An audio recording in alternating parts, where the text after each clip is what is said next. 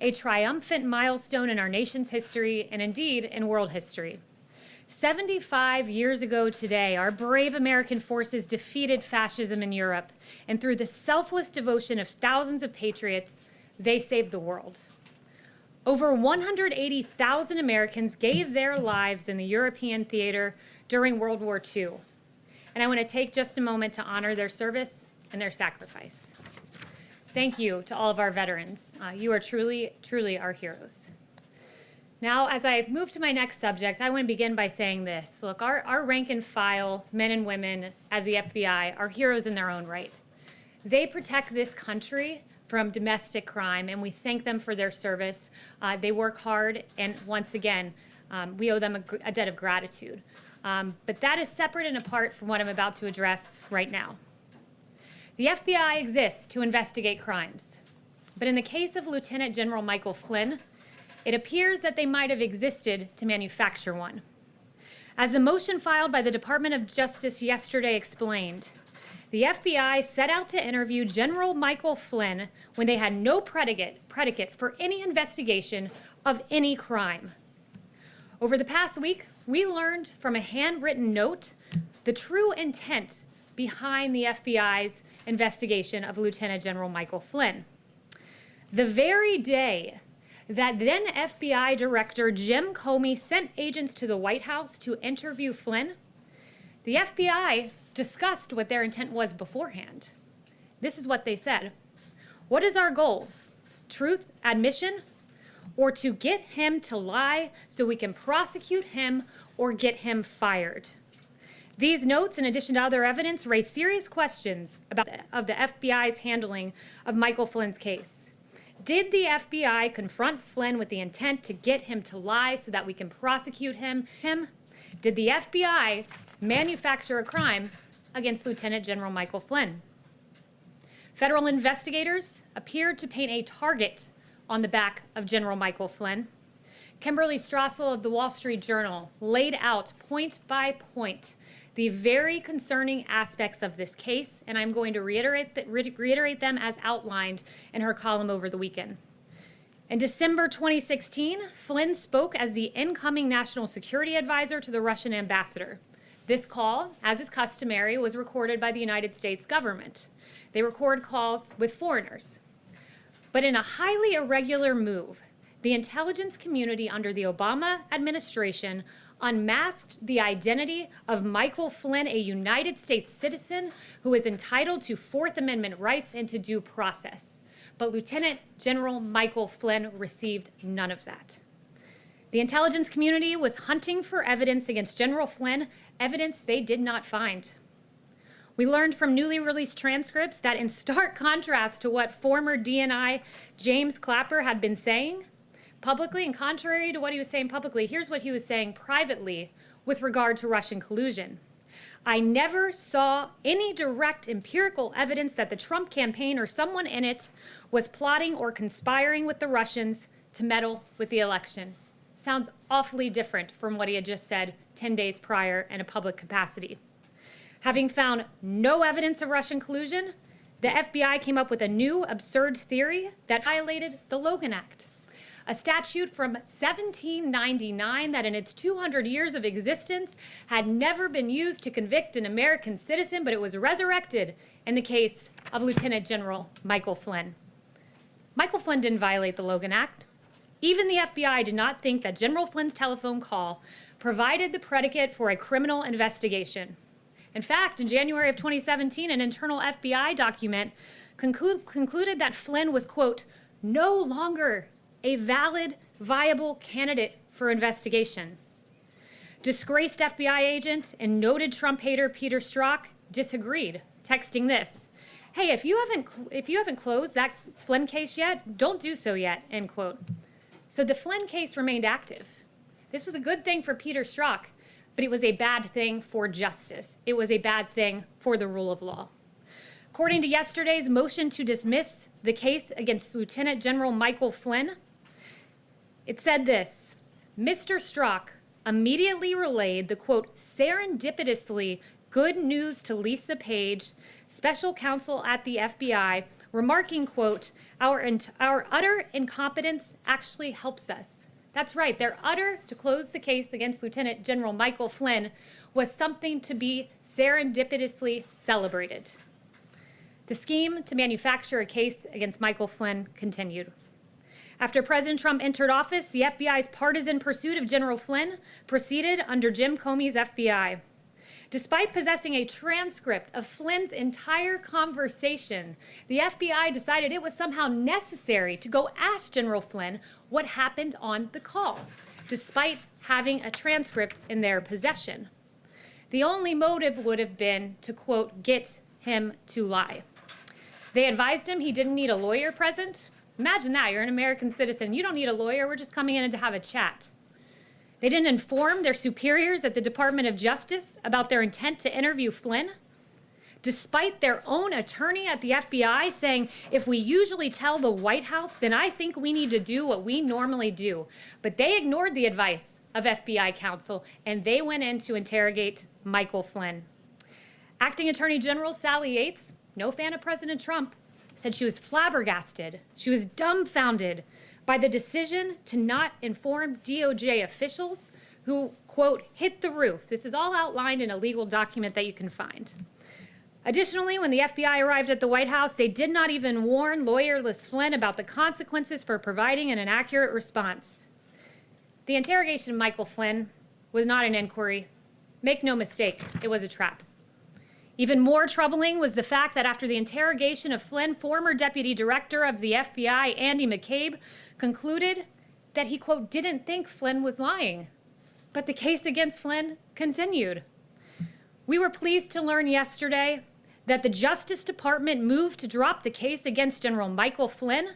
Though it took several years, it is encouraging to see that justice finally prevailed. As we move forward as a country, it's important to take these revelations very seriously in order for Americans to have faith in our justice system. If the top leadership of the FBI can target a 3-star general who served this country for 3 decades, make no mistake, they can target you. It's hard to believe that this happened in the United States of America. General Michael Flynn's life was forever changed. He had to sell his home. He faced financial ruin. His family was even threatened with prosecution. But despite all of that, here's what Michael Flynn put out yesterday in his first reaction to the motion to dismiss. If we can play the video, let's go ahead and play it.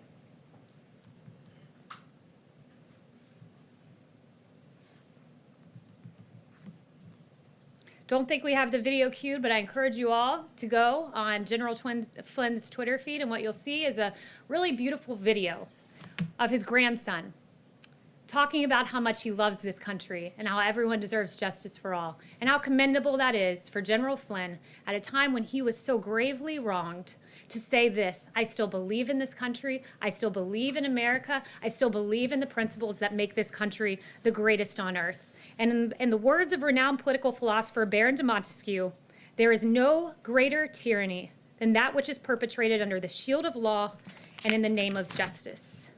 I hope the media will take these questions very seriously, will report the facts. There was heavy interest in the first iteration of Flynn News from many years ago that got 4 times the coverage that the exoneration of Michael Flynn got today. That was a report by Media Research Center. So these facts are important, and thank you very much for those who have taken interest in reporting. And with that, I'll take questions. Thank you. Jim, you were so kind on the trip the other day to Honeywell, so you get the first one. Thank you, Kayleigh, and congratulations on becoming press secretary. Thank you. Wanted to ask you, putting aside the situation with Michael Flynn, today the unemployment rate hit the highest point since the Great Depression. What is the president's plan to get this country out of this ditch? Yeah, you know, this president is the jobs president. This president got us to a place where we had the lowest employment rate in the history of this country, historic lows for Black Americans, Hispanic Americans, the disabled, veterans. As the president has noted, and I think this is right, we had to put a stop to the economy. It was a pause. This wasn't some, economic catastrophe that organically happened. It was decided upon by the President of the United States to stop the United States economy because we had to save 2.2 million lives, perhaps more, somewhere in that range, because American lives, that's what mattered most. And so this president, when faced with this very tough decision to put a pause on the hottest economy in modern history, said, American lives matter. And that's what he did.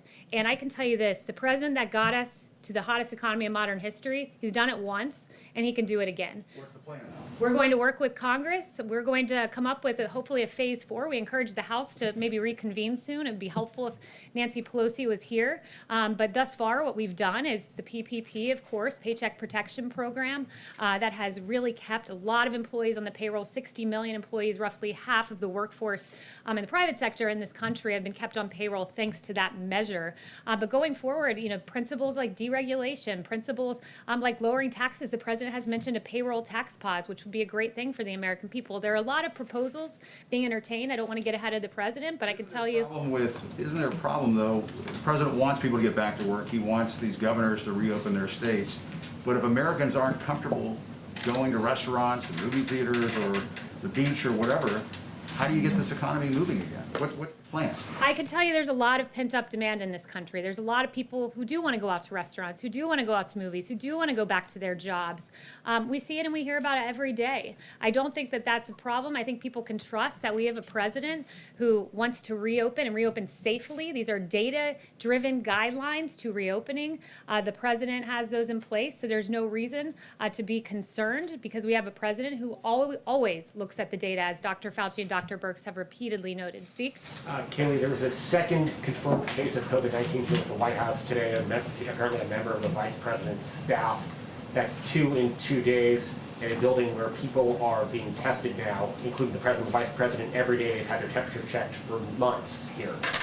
Why should the average American whose workplace doesn't have access to these rapid tests feel comfortable going to work if the White House isn't even safe for people? Well, look, this individual, there is a member of the vice president's team who is positive for coronavirus. We have put in place the guidelines that our experts have put forward to keep this building safe, which means contact tracing, all of the recommended guidelines we have for businesses that have essential workers, we're now putting in place here in the White House. So as America reopens safely, the White House is continuing to operate safely. Yes, John. Kayleigh, the president, of course, we saw go down to the World War II memorial with a group of 7 American heroes, all in their 90s. Did he give any consideration to wearing a mask, given that his valet just tested positive and he's with some of those in the most vulnerable population? Did he consider wearing a mask while he was with these veterans? Well, this president is regularly tested. This president will make the decision as to whether to wear a mask or not. I can tell you that those veterans are protected. They made the choice to come here because they've chosen to put their nation first. They wanted to be with their commander-in-chief on this momentous day, and it was their choice to come here. And I can tell you that the president always puts the safety of our veterans first and of the American people first. Well, how much exposure has he had to his valet? Can you give us a sense? I can just tell you that we've taken every single precaution to protect the president. The same guidelines that our experts have put in place. We clean the facility. We social distance. We keep people 6 feet away from one another. So we've done every single thing that Dr. Birx and Dr. Fauci have asked us to do, and I can assure the American people that their commander-in-chief is protected. Yeah. Thanks, Kayleigh. I want to ask you about the Gilead drug, remdesivir. Which government agency is in charge of distributing that drug, and is the White House satisfied with how that drug is being distributed around the country? Yeah, I actually just spoke with Dr. Birx about this. She is going to be working and consulting as to where this drug should go. She's the person who's constantly reviewing the numbers, constantly reviewing the data. I'm in task force with her every day, and she really has the best grasp as to how that should be distributed. So she will be one of the chief consultants as to how that drug is distributed, which I would note 1.5 million vials donated by Gilead. We're so thankful for that. This drug is promising, and we want to get it to the American people and to the areas that need it most. Yamiche? Hi, thanks so much and congratulations on the new gig. It's my first time seeing you at the podium. And, I have 2 quick questions. The first one's about what's the possibility of the federal government getting involved in the Ahmaud Arbery case, given that Georgia doesn't have any hate crime laws? If it's proven that these men chased and killed Ahmaud Arbery because he was an African American and they racially profiled him, would the Justice Department consider getting involved? Look, first I want to say that my heart goes out to the family of Ahmaud. I can't imagine what they're going through right now. My heart breaks for this family. I know the president's heart breaks. I've spoken to him about that. And I can tell you, we will follow the facts right now. As you know, it's in the court in Georgia. It's a state matter, but absolutely we will be following every detail. And I'd refer you to DOJ, but as the facts merit, I'm certain that they'll be following those facts. And you had a second question? The second question I have is, in 2015, shortly after the president said that some Mexican immigrants were rapists and criminals, you said that that language was racist and hateful. Do you still believe that today? Well, I'm actually glad you asked that, because for about the first 4 weeks of the election, I was watching CNN and I was naively believing some of the headlines that I saw on CNN. And reading headlines, that's fine. I just want to know if you also personally still believe that. I'm actually not going to read the headlines. So I very quickly came around and supported the president. In fact, CNN hired me. I was on many 8-on-1 panels where I proudly supported this president, who I believe is one of the best presidents, if not the best president this country will ever have. But I would encourage the individual who did that analysis of my past, rather than focusing on me, he really should be focused on some of the very guests CNN chose to have on their network. He should be focused on, I mean, over here, Jim Clapper, who said, 10 days before he privately told investigators there was no evidence of collusion, that Watergate pales in comparison to the Russia probe. I'd encourage them to look at Samantha Powers, who's privately saying, I'm not in possession of any evidence of collusion. Ambassador Rice, I don't recall intelligence or evidence of any collusion. Former Attorney General Loretta Lynch, I do not recall that being briefed to me. And for 3 years, 2 years, probably more than that, CNN ran with the collusion narrative. And if the American people are watching right now, you're probably very confused as to some of the quotes I read, because those individuals were saying much different things publicly than they were saying privately. And I'm very grateful that those transcripts were released yesterday. And perhaps the K-File should do an analysis of that. Yes, Emily? Are you walking back those comments today at all, or do you stand by those comments that you made? I support this president. There is no questioning that. I'm so honored to work for him. And Ebony, next question. Thank you. On the Michael Flynn case, Kayleigh, documents released yesterday suggest members of the intelligence community tried to keep the case against Michael Flynn ongoing. I'm wondering if you think there should be an investigation and whether the administration is considering bringing charges against people like James Clapper and Peter Strzok. I'd refer you to the DOJ on that, but I would say there were some very, very questionable actions that happened in this case, and I took you through a number of them. And I do think the American people deserve answers, but I leave it to the Justice Department as to how to get those answers. Yes. Kayleigh, has the president spoken to Michael Flynn since this news yesterday, and do you expect that he will visit the White House? Is that something that's being planned? I'm not aware of any conversations that have taken place, and not aware of any future plans that would regard Michael Flynn. Could I ask one more? Larry Kudlow said today that negotiations on the next stimulus are at a lull right now. Given where the numbers are in unemployment, from your perspective, from the White House perspective, why is it at a lull right now? Well, look, I think Nancy Pelosi should explore coming back and having the House come back and having those discussions. We know the Senate is here. I think it's important for us to move and look at a phase 4. The president thinks so too. So those negotiations will happen, but a big part of that is, we need the House. We need Nancy Pelosi to come back from California and get to Washington, D.C. and to work for the American people. Yep. Thank you, and congratulations on your new role. Thank you very much. Yeah. Following up on Jim's questions about getting the economy started again, does the president see the CDC guidelines as an obstacle to getting the country back up and running again? And if it does not see the CDC guidelines as an obstacle, why not release those guidelines to the public and also follow them as we move forward? So I assume you're talking about the guidelines that were widely reported about yesterday about daycares. Yes. Yes. So I would ask you, what's the definition of CDC guidelines? Is it something that the CDC director has actually seen? I would endeavor to say yes. Is it something that a rogue CDC employee leaks to you guys, no, those aren't CDC guidelines. Those are guidelines in draft form that a rogue employee has given you for whatever personal reason they've decided to do that. Those guidelines are in the editing process. We want the American people to get as much information as they can possibly have at this time. That's why we have the phased reopening guidelines, the data-driven guidelines. Those CDC guidelines are going through an editing process, and when we have those, you guys will be the first to know. Are we on time, Melissa? We are, except for Rob. Okay, what's our exact? 2 to 1. 2 minutes to 1. Oh, 2 minutes to 1. I'm sorry to cut this short, but as you know, you guys were supposed to be 3 minutes ago with the President of the United States. So I will leave you guys with that. I hope you have a wonderful Why did you weekend. spend the first part of this And briefing thanks so talking much, about everyone. Mike Flynn, when both the Justice president and matters. vice president were exposed to coronavirus and we have historic unemployment? Is that really what's top of mind today for the White House?